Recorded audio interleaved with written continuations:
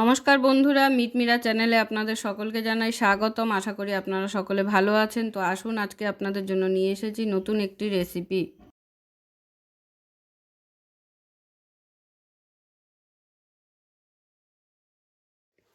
তো আজকে নিয়ে চলে এসেছি আবারও বাঁধাকপির একটি রেসিপি। তো তার জন্য আমি এখানে বাঁধাকপিটা আগে থেকে কেটে জলে একটু ভিজিয়ে রেখেছিলাম। এবার একটু ধুয়ে তুলে নেব। মাছের মাথা দিয়ে করব আজকের বাঁধাকপিটা। তো এবার একটি প্লেটে আমি এখান থেকে ভালো করে ধুয়ে তুলে নিচ্ছি।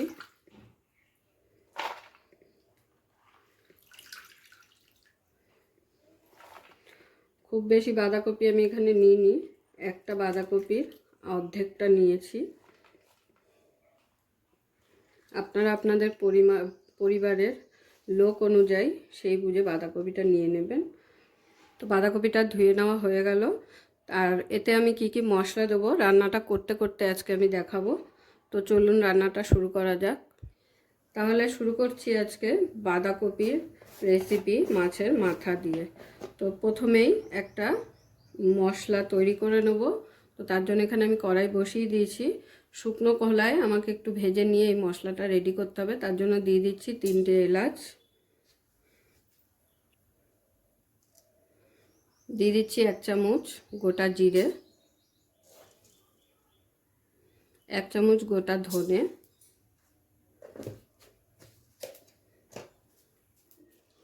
আর দিয়ে দিচ্ছি 4টে শুকনো লঙ্কা। এবারে এগুলোকে একটু শুকনো খোলায় ভেজে নেব। যতক্ষণে না এর থেকে সুন্দর একটা ফ্লেভার বেরাচ্ছে ততক্ষণ কিন্তু এটাকে ভালো করে নেড়ে চেড়ে নেব। তো গোটা মশলাটা তুলে নিচ্ছি। গোটা মশলাটা ভেজে নেওয়া হয়ে গেছে।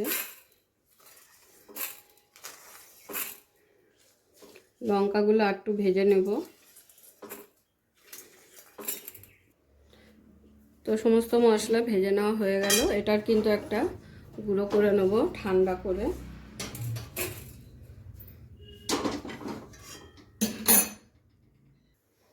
তো এবারে এই কড়াইতেই দিয়ে দিচ্ছি তেল। মাছের মাথাটাকে ভেজে নেওয়া। কড়াইতে তেল দেওয়ার পরে তেলটা গরম হয়ে গেলে তেলের মধ্যেই দিয়ে দেবো সামান্য পরিমাণ নুন আর সামান্য পরিমাণে হলুদ। আমি মাথাটার মধ্যে আলাদা করে নুন হলুদ মাখালাম না। তো এবারে মাথাটাকে এই তেলের মধ্যে আমি ভেজে নেব। তেলটাকে একটু নেড়ে নিলাম। এবারে দিয়ে দিচ্ছি মাথাটা।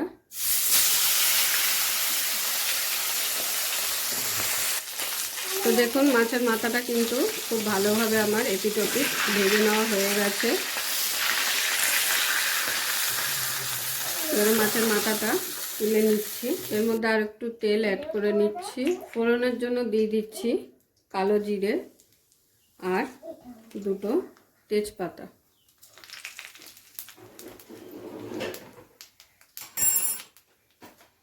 তো প্রথমে দিয়ে দিচ্ছি পেঁয়াজ কুচি। পেঁয়াজগুলোকে আমি পাতলা পাতলা করে কেটে নিয়েছি।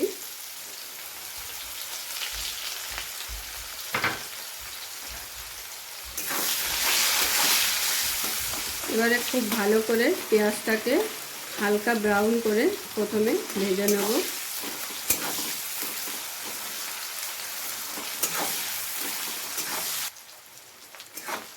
হালকা ব্রাউন করে ভেজে নেওয়ার পরে খুব বেশি কিন্তু ভাজা যাবে না, হালকা করে ভেজে নিতে হবে। এরপরে দিয়ে দেবো কেটে রাখা আলু।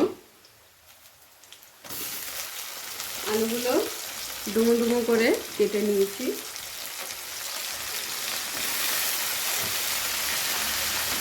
এবারে আলুটাকে পেঁয়াজের সঙ্গে খুব ভালো করে ভেজে নেব। পেঁয়াজটাকে যদি খুব বেশি ব্রাউন করে ভেজে ফেলেন তাহলে কিন্তু আলু ভাজতে ভাজতে পেঁয়াজের রঙটা কালো হয়ে যাবে। তো সেই কারণে হালকা ভেজে নেওয়ার পরেই কিন্তু আলুগুলো দিয়ে দিতে হবে। তো দেখুন আলুগুলো কিন্তু হালকা লাল লাল হয়ে গেছে আর পেঁয়াজগুলোও কিন্তু খুব বেশি ব্রাউন হয়ে যায়নি। তো এই স্টেজে আমি দিয়ে দেবো এখন টমেটোটা দিয়ে দিচ্ছি। টমেটোটা একটু মোটা মোটা করে কেটেছি, খুব বেশি পাতলা করে কাটিনি, তাহলে একেবারেই গলে যাবে। তো যে সেই কারণে একটু মোটা মোটা করেই কাটা হয়েছে টমেটোটা। একটা টমেটোকে 4 ভাগ করে নিয়েছি।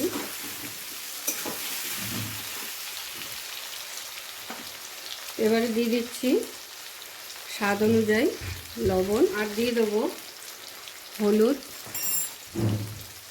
এবারে নুন হলুদটাকে খুব ভালোভাবে পেঁয়াজ আর টমেটোর সাথে মিশিয়ে নেব। টমেটোটাকে কিছুক্ষণ আলুর সাথে ভালো করে নেড়ে চেড়ে নেওয়ার পরে দিয়ে দিচ্ছি এখানে আদা রসুন বাটা,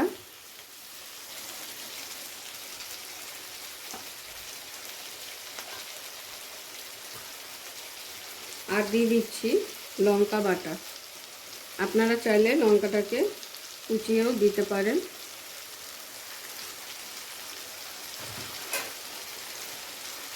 এবারে সমস্ত মশলাগুলোকে আলু আর টমেটোর সাথে ভালো করে কষিয়ে নেব।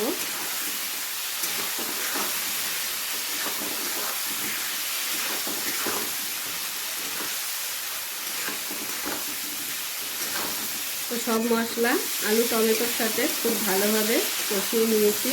তেল ছাড়তে শুরু করেছে দেখুন সাইড দিয়ে। তো এবার আমি দিয়ে দিচ্ছি এখানে কড়াইশুঁটি। কড়াইশুঁটিটা যদি আপনাদের ঘরে সেদ্ধ করে রাখা থাকে তো তাহলে সেটা পরে দিলেও হবে, আর যদি কাঁচা দেন তাহলে কিন্তু এই স্টেজেই দিয়ে দিতে হবে। এবারে সমস্ত কিছুকে একসাথে খুব ভালোভাবে আবার একটু কষিয়ে নেব।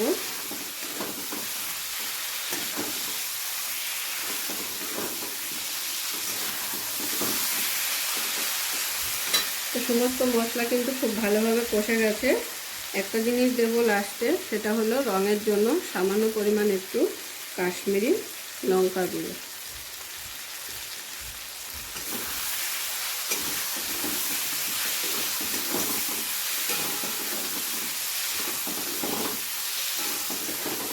তো সমস্ত কিছু ভালো করে কষিয়ে নেওয়ার পরে এখানে ডাইরেক্ট বাঁধাকপিটা দিয়ে দেবো। বাঁধাকপিটা কিন্তু আমি কোনো রকম ভাপিয়ে নিইনি।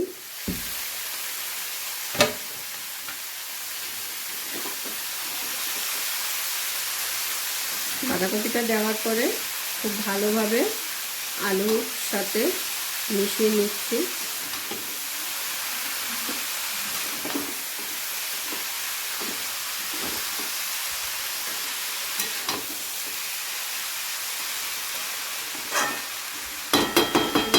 বাঁধাকপিটা আমি ঢাকা দিয়ে দিলাম কিছুক্ষণের জন্য, যাতে বাঁধাকপিগুলো ভালোভাবে একটু সেদ্ধ হয়ে যায়। তো ঢাকা দেওয়ার প্রায় 5 মিনিট পরে আমি ঢাকাটা খুলে দেখে নিচ্ছি। তো দেখুন অনেকটাই কিন্তু মজে গেছে বাঁধাকপিটা।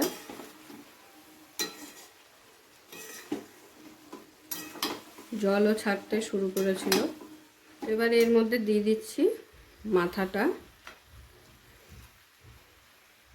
মাথাটাকে দিয়ে খুন্তি দিয়ে এরকম একটু চেপে ভেঙে দেবেন, যাতে ভালো করে বাঁধাকপির সাথে মিশে যায়। এবারে খুব ভালো করে নেড়ে নেব।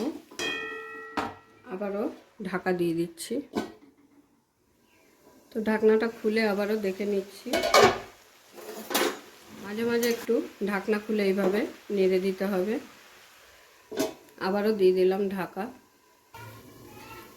আবারও ঢাকাটা খুলে দেখে নিচ্ছি। তো আলু কিন্তু খুব ভালোভাবে সিদ্ধ হয়ে গেছে। এই যে দেখুন একদম গলে গলে গেছে। আর মাছের মাথাটাও কিন্তু বাঁধাকপির সাথে খুব ভালোভাবে মিশে গেছে।